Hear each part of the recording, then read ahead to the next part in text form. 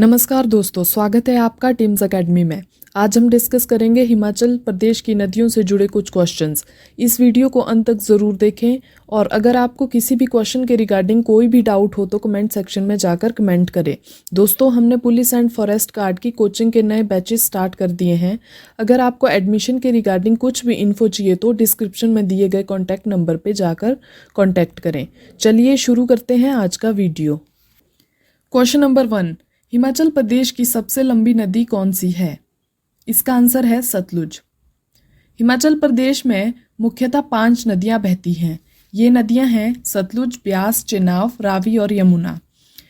सतलुज नदी की कुल लंबाई 1448 किलोमीटर है और हिमाचल प्रदेश में इसका प्रवाह क्षेत्र लगभग 320 किलोमीटर है।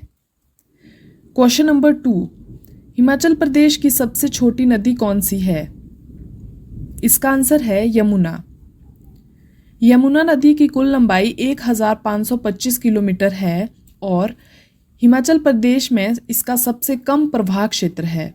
यमुना नदी का उद्गम स्थल कालिंद पर्वत यमुनोत्री है। क्वेश्चन नंबर 3, हिमाचल प्रदेश में कौन सी नदी कुल्लू जिले से निकलती है? इसका आंसर है ब्यास।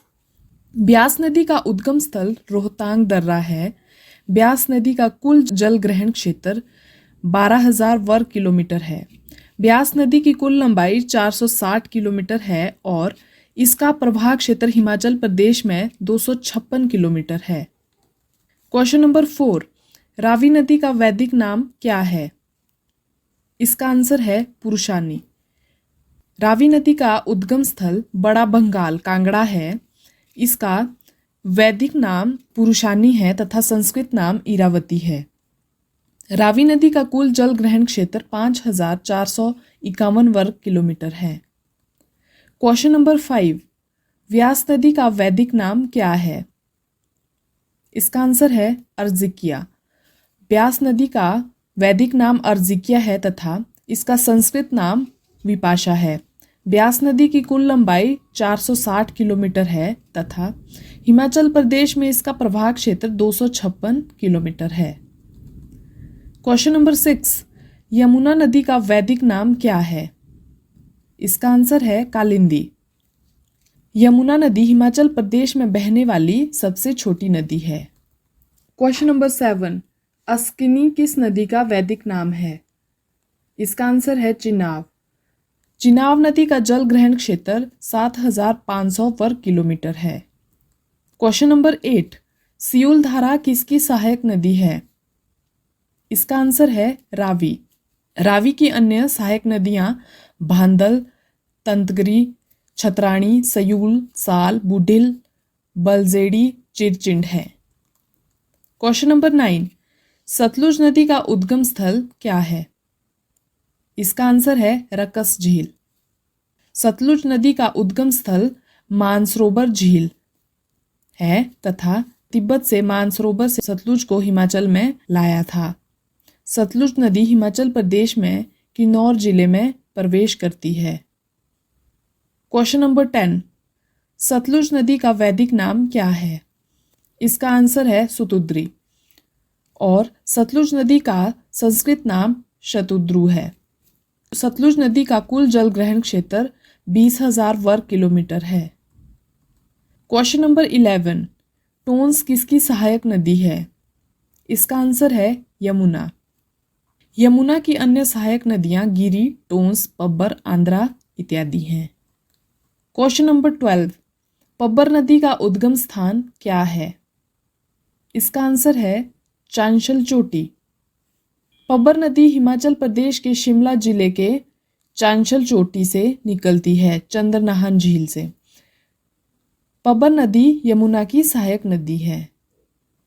क्वेश्चन नंबर 13, चंद्रा और भागा किसकी सहायक नदियां हैं?